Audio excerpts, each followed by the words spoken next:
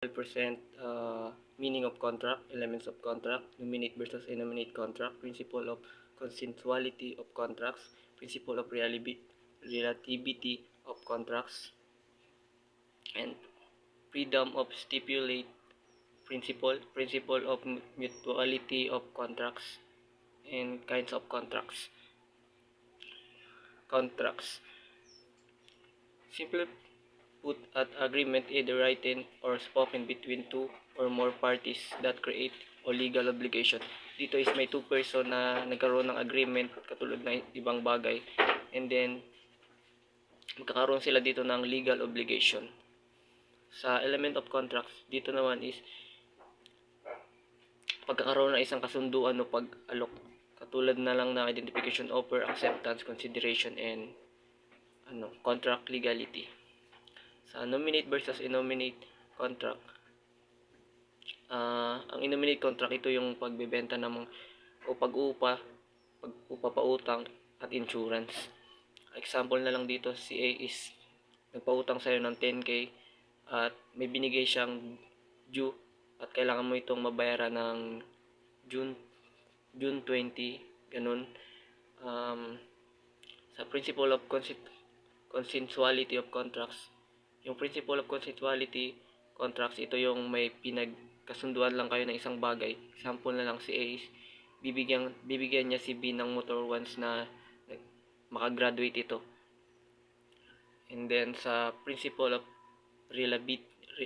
relativity of contracts, ang prinsipyong relativity ng mga kontrata ay inilalarawan kapag ang dalawang individual tulad ni na Alice at Bob ay gumawa ng kasunduang na bumili at magbenta ng kotse.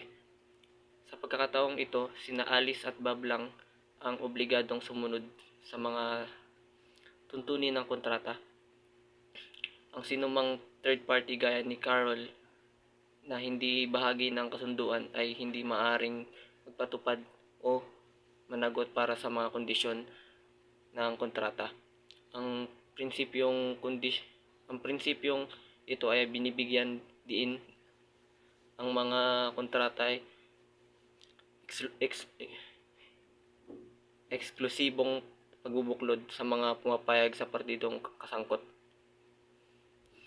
Sa freedom to stipulate principle, dito naman is ang prinsipyo ng kalayaan ng pagtakda ng tinatawag na kalayaan sa kontrata ay ang pangahulugan ng mga partido kontrata na maaring malayang makipag-ayos at sumang-ayon sa mga tuntunin ng walang intervention sa labas, basta't hindi sila lumalabag sa mga batas o pampublikong patakaran. Halimbawa, kapag ang kasero nangungupahan ay nakipag-ayos sa isang kasunduan sa pag-upa, maaari silang magtakda ng mga tuntunin tulad ng halaga, uupa, tagal ng pag-uupa batay sa kanilang pagkaparehong interes sa loob ng legal at ethical na mga limitasyon. Sa principle of mutuality of contracts, ang prinsipyo ng mutuality ng mga kontrata ay nagsasaad ng para maging wasto ang isang kontrata. Ang mga pagkabilang ng panig ay dapat mag-alok ng isang bagay na mahalaga bilang kapalit. Halimbawa, kung pumayag si Alice na ibenta ang kanyang sasakyan kay Bob sa halagang 10,000 at pumayag si Bob na nabayaran siya ng 10,000 para sa kotse, may pagsasaalang-alang sa isa't isa. Binigay ni Alice ang kanyang sasakyan at ibinigay ni Bob ng 10,000 kung nabigo ang alinmang partido na panindigan ng kanilang pagtatapos ng deal, maaring ituring na hindi maipapatupad ang kontrata. Dito naman sa kinds of contract is, example ko lang dito yung express contract.